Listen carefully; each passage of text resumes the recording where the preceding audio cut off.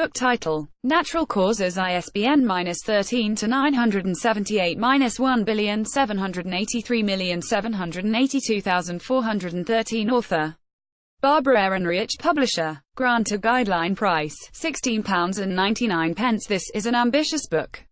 It will challenge, console, frustrate and enlighten as it stretches the mind in multiple directions in its endeavor to grapple with fundamental questions concerning what it means to be a human being. Natural causes, life, death and the illusion of control requires the reader to leave the comfort of the familiar as the author, Barbara Ehrenreich, ambitiously traverses the sciences and the humanities, and in doing so almost has no other option but to unsettle and frustrate the reader. My hunch is that Ehrenreich might consider such an effect on the reader as an indication of a job well done. Ehrenreich sets out incensed by the knowledge that the immune system can go rogue and rather than defending the body, attacks it. The paradox of the immune system and cancer is not just a scientific puzzle, it has deep moral reverberations. And so, Ehrenreich's scientific and moral inquiry begins. Ehrenreich rose to prominence with her last book Smile or Die: How Positivity Fooled America and the World. It is a robust and raucous read challenging the contemporary preoccupation with positive thinking. It is acidic and potent with an intellectual rigor common to this genre. Natural Causes bears many of the same hallmarks, brimming with acidity and potency. However, there are times when the sheer scope of Ehrenreich's ambition compromises her rigor somewhat. Some of the issues considered in Natural Causes, such as the privatized healthcare industry, for example, are primarily features of U.S. culture.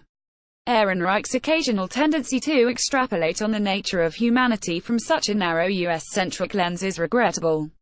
That said, this is a book that makes a fine contribution to an essential dialogue on what it means to be human. Such a dialogue is in itself both humanizing and civilizing.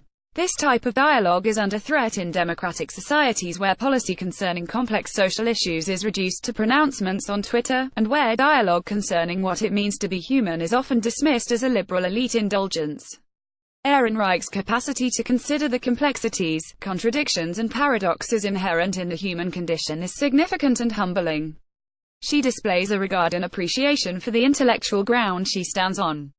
This ground, kindly gifted through the generous curiosity of our predecessors, is a form of intellectual inheritance.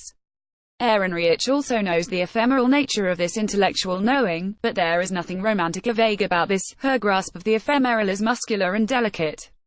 Ehrenreich describes the U.S. healthcare industry that grew from a cottage industry to a $3 trillion a year enterprise on the basis of promising its consumers one simple thing: control.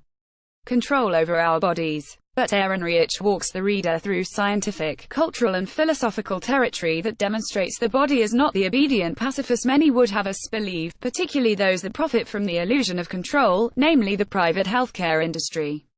She describes the paradigm shift taking place in cellular biology where certain cells are now identified as autonomous and having cellular decision-making capacity.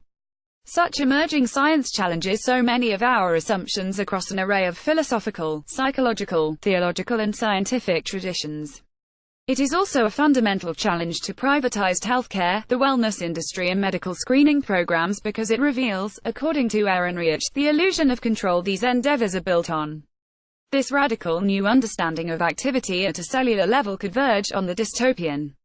However, in Ehrenreich's hands this understanding does not induce despair. It induces a sense of mystery, possibility and reverence for the unknown.